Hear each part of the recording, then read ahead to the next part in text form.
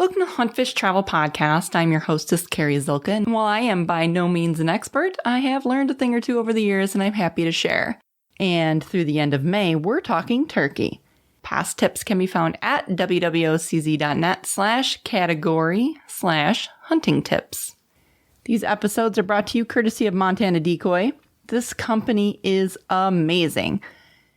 Not only have they been a supporter of this podcast from the very beginning, I've killed every single turkey using their decoys. Every single one. And I've killed a lot of turkeys. I cannot recommend this company enough. So be sure to check them out at montanadecoy.com. So there's a ton of debate on calling techniques and tactics. You can Google the subject and come up with hundreds of thousands of different opinions. I'm certainly not going to say which camp is right. Because quite frankly, I don't care. I can only base my advice to you on my own experience. And you should too. You should definitely do whatever makes you happy and works for you. I am, however, definitely in the don't overcall camp. Especially if you hunt public land, those turkeys become call shy super quick. And especially after the first few weeks, you have every Tom, Dick, and Harry out there cranking away on their slate calls and their box calls and their mouth calls, teaching these birds that not every call is a real bird. Thanks for that, guys. I've literally seen turkeys come in to investigate a call. The hunter gets super aggressive and that turkey is like, nuh-uh, I don't think so, turns tail and is gone. And please don't misunderstand me. I do believe aggressive calling has its place. I just think that less is more. And especially when it comes to Easterns in the Midwest.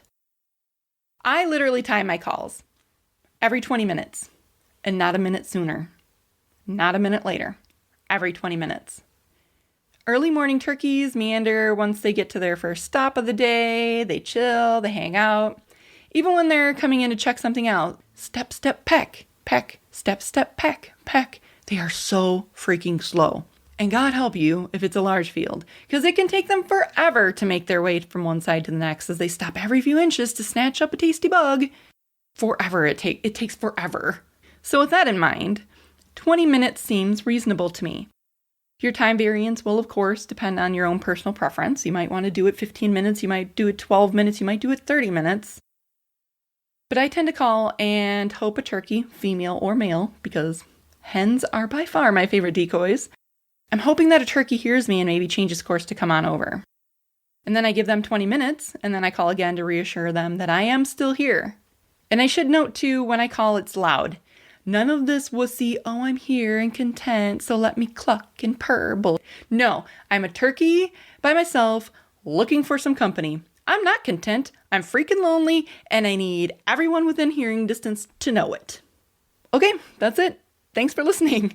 Next week, we'll talk about some differences in turkey decoy setups, the Tom versus a Jake, and maybe some hens. We'll talk about that too a little bit.